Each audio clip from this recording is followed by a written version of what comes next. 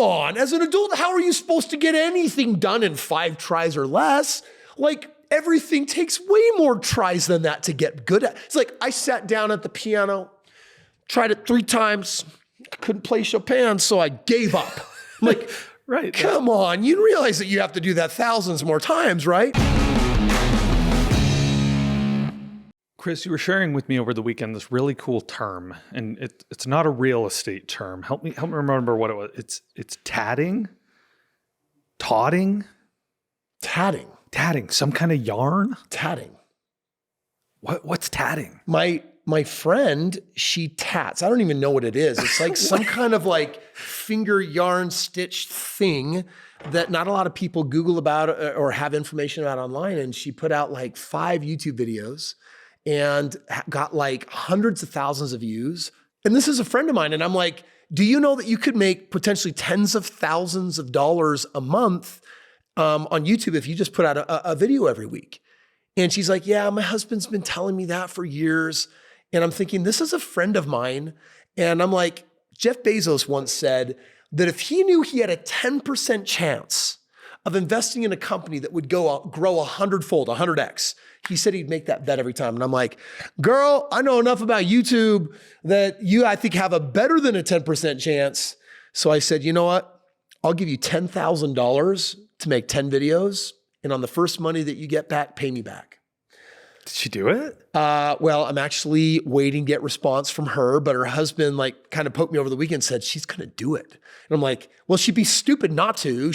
I'm not even a business partner. I'm literally just front loading some cash because like, I know how much $100,000 a month would mean to her. I know what $10,000 a month would mean to her. And I know how little time it would take to actually put that video out there.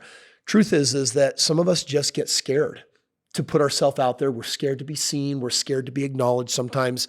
And so we don't make our move. And sometimes timing isn't right. But I looked at her and I said, if I were you, I would regret this because it's never knowing whether it would have worked or not that would drive me nuts. Yeah. Like, let's at least eliminate the possibility. If I put up 10 grand and I lose it because you don't make anything, I won't feel bad, but I'll feel horrible if vicariously I don't even understand whether this would have worked for you. So what is it? Kris, why do you see the world different? Like, why did you see this and be like, holy crap, girl, this opportunity you're about to miss out on? And why was she more like, oh, I don't know. There's a word that I've always really struggled with. And if my friend listens to this, I'm not trying to apply this to you, but this word mediocrity, it's like nails driving into my skin like daggers. I am terrified of just living an average life.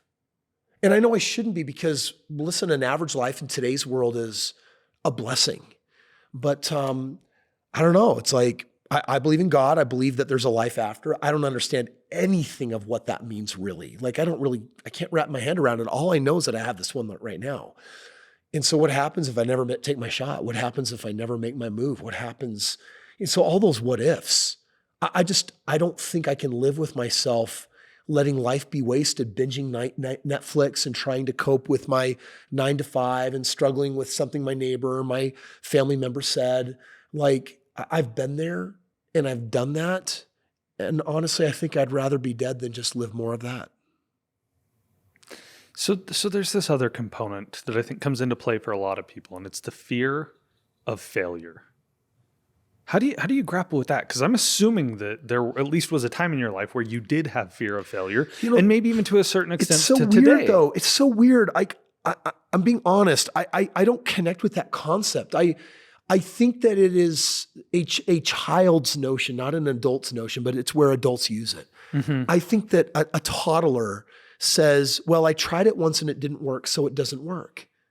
Every one of us in childhood made a determination of how many times we're willing to try something before we give up.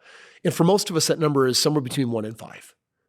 When I query an audience of adults, I'm like, how often do you have to try something before you get too discouraged and feel like you failed, that you're done?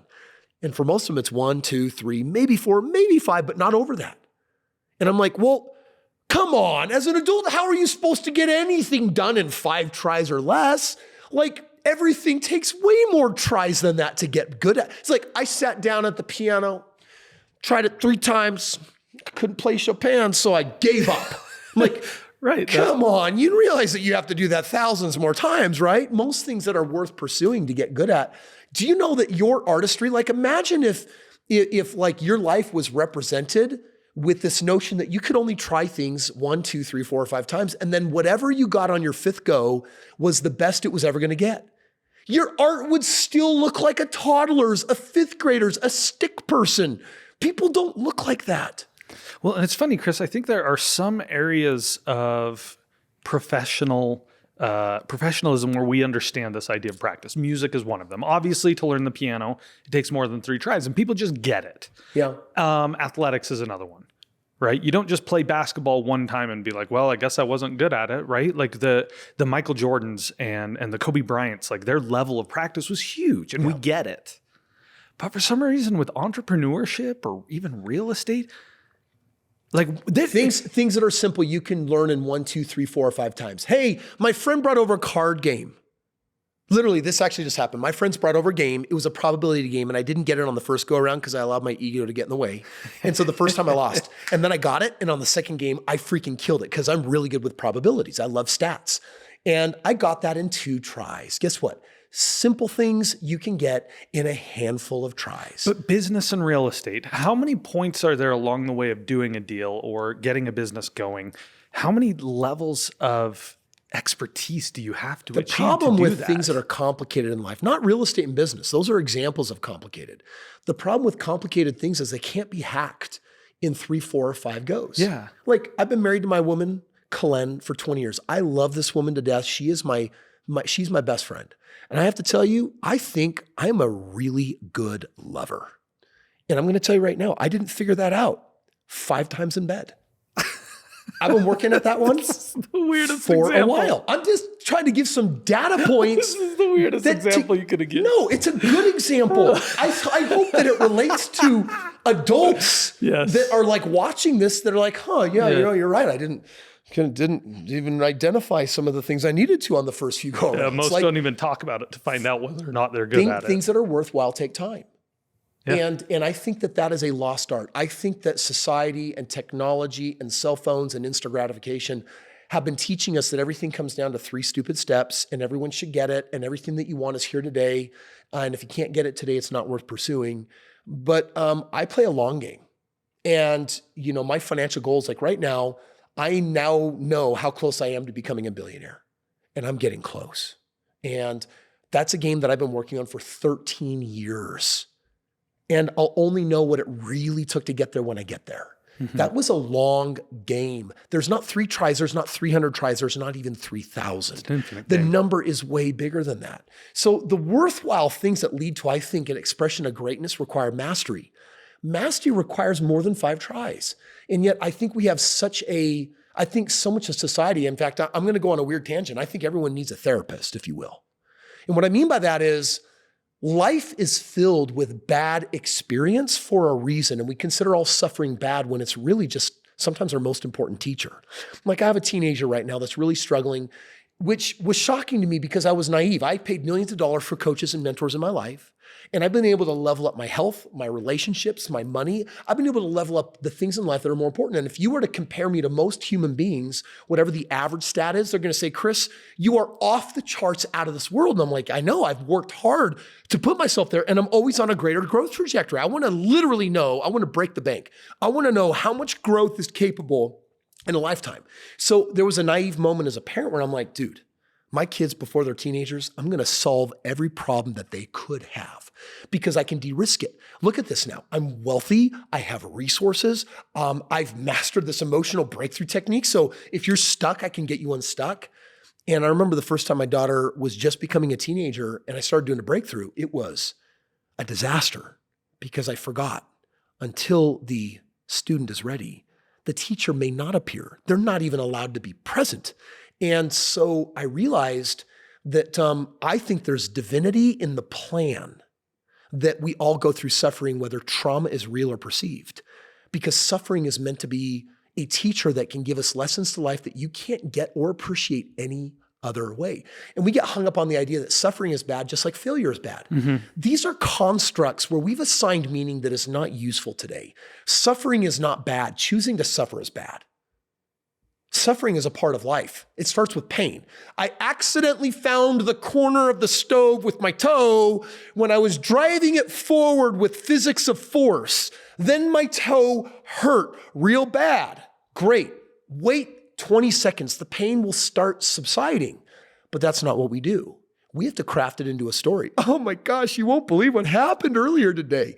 And if we can remember the pain, we will create suffering.